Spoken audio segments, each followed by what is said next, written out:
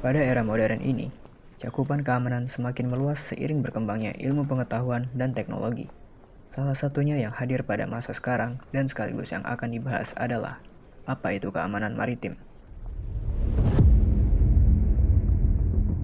Konsep keamanan maritim sendiri mulai dikembangkan setelah adanya Informal Consultative Process atau ICP yang diselenggarakan oleh Majelis Umum PBB pada pertemuan pertama di tahun 2001 melalui dokumen laporan Report of the Secretary General on Ocean and the Laws of the Sea atau dokumen A-63-63 yang mulai membahas terhadap sektor keamanan di kawasan perairan dan laut dengan beberapa adanya indikasi kegiatan kriminal antar negara seperti perdagangan narkoba, imigran gelap, perbudakan. Keamanan maritim sendiri adalah konsep yang mencakup berbagai upaya dan langkah untuk menjaga keselamatan, keamanan, dan stabilitas di wilayah laut dalam konteks keamanan non-tradisional yang melibatkan aktor negara bekerja sama dalam skala regional maupun internasional. Salah satu jenis ancaman keamanan maritim yang kini masih terjadi adalah perdagangan manusia. Perdagangan manusia sendiri merupakan aktivitas ilegal di mana seseorang direkrut, diangkut, dipindahkan, atau diterima dengan cara paksaan, ancaman, penipuan, atau bentuk pemaksaan lainnya untuk tujuan eksploitasi. Eksploitasi ini bisa berupa eksploitasi seksual, kerja paksa, perbudakan, atau pengambilan organ tubuh. Khususnya di Indonesia sendiri, nyatanya masih didapati kasus perdagangan manusia yang cukup menjadi sebuah perhatian khusus, tepatnya di Sumatera Utara. Kasus perdagangan manusia di Indonesia, khususnya di Sumatera Utara, terus meningkat setiap tahunnya.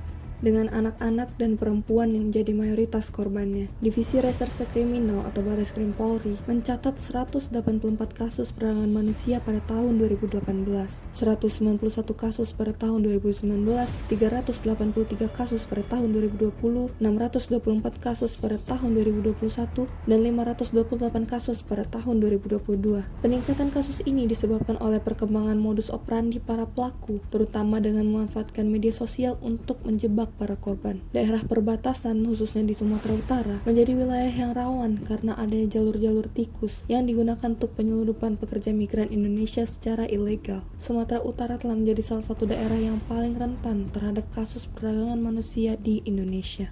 Indonesia telah menerbitkan Undang-Undang Nomor 5 Tahun 2009 tentang pengesahan Konvensi PBB tentang kejahatan terorganisir lintas negara dan Undang-Undang Nomor 12 Tahun 2017 tentang pengesahan Konvensi ASEAN yang menentang perdagangan manusia. Meskipun begitu, masih terdapat kelemahan dalam penegakan hukum serta kurangnya kesadaran masyarakat tentang migrasi yang aman yang turut memperparah situasi ini.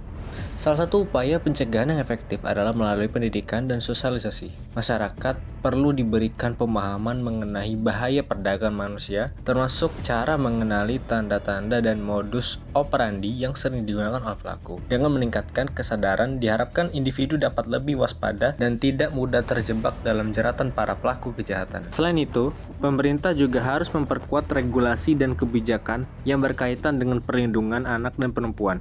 Partisipasi masyarakat dalam upaya pencegahan juga sangat krusial. Komunitas lokal dapat membentuk kelompok-kelompok sadar hukum yang berfungsi untuk memantau dan melamporkan kegiatan mencurigakan. Media juga memainkan peran penting dalam pencegahan human trafficking. Media dapat menyebarluaskan pengetahuan tentang risiko dan dampak dari perdagangan manusia. Terakhir, kerjasama internasional sangat diperlukan untuk mengatasi masalah human trafficking. Negara-negara harus saling berkolaborasi dalam berbagi informasi dan strategi pencegahan. Human trafficking tidak dapat dipandang hanya dari sebelah mata. Melihat urgensi tersebut, kita patut selalu waspada akan diri kita yang sama rentannya akan kejahatan kriminal ini. Karena apa yang kita kira merupakan suatu peluang bisa jadi merupakan suatu penghalang untuk kita pulang.